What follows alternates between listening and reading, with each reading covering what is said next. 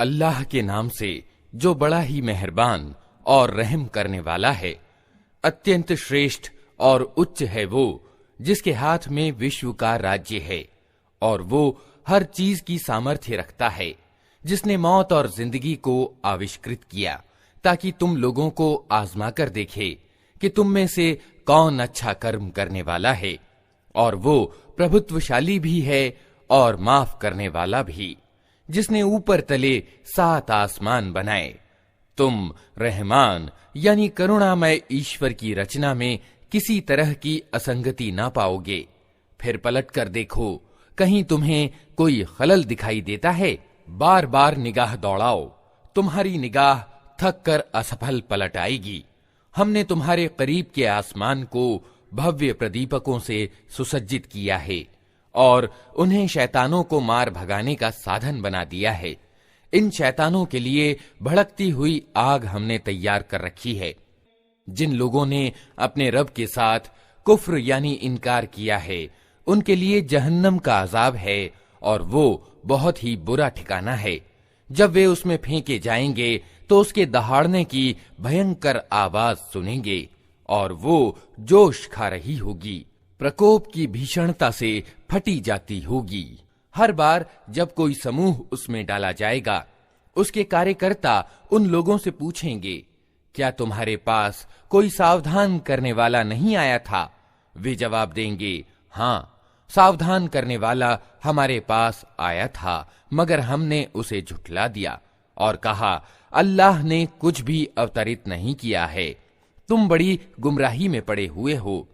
और वे कहेंगे, काश हम सुनते या समझते तो आज इस भड़कती हुई आग के भागियों में न शामिल होते। इस तरह वे अपने दोष को खुद स्वीकार कर लेंगे।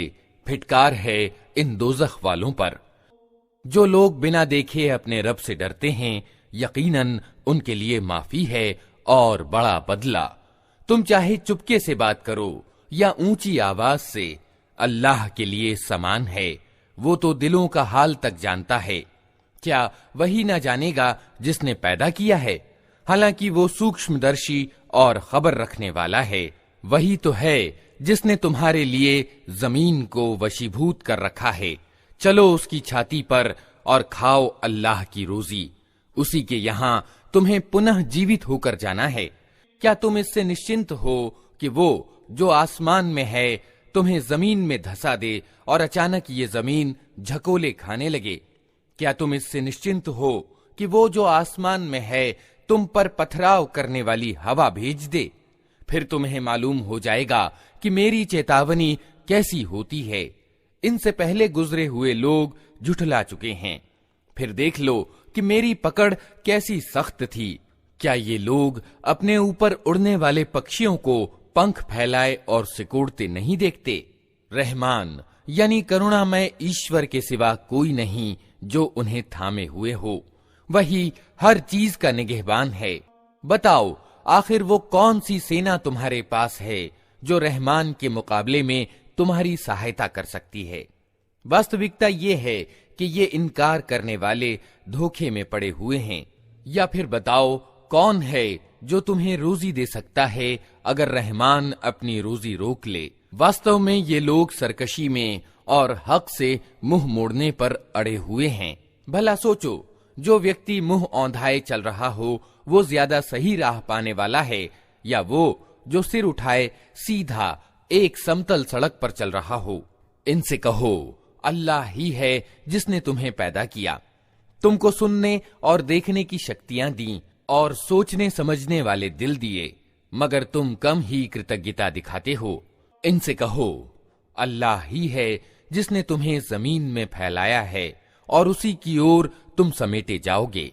ये कहते हैं, अगर तुम सच्चे हो तो बताओ ये वादा कब पूरा होगा?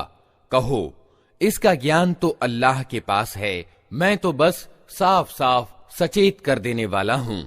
फिर जब ये उस चीज को करीब से देख लेंगे तो उन सब लोगों के चेहरे बिगड़ जाएंगे जिन्होंने इनकार किया है, और उस समय उनसे कहा जाएगा कि यही है वह चीज जिसकी तुम मांग कर रहे थे। इनसे कहो, कभी तुमने ये भी सोचा कि अल्लाह चाहे मुझे और मेरे साथियों को तबाह कर दे या हम पर दया करे काफिरों यानी अधर्मियों को दर्दनाक अजाब से कौन बचा लेगा। इनसे कहो, वो बड़ा दयावान है, उसी पर हम ईमान लाए हैं और उसी पर हमारा भरोसा है। जल्द ही तुम्हें मालूम हो जाएगा कि खुली गुमराही में पड़ा हुआ कौन है। इनसे कहो, कभी तुमने ये भी सोचा कि यदि तुम्हारे कुओं का पानी जमीन में उतर जाए तो कौन है जो इस पानी की बहती हुई सोतें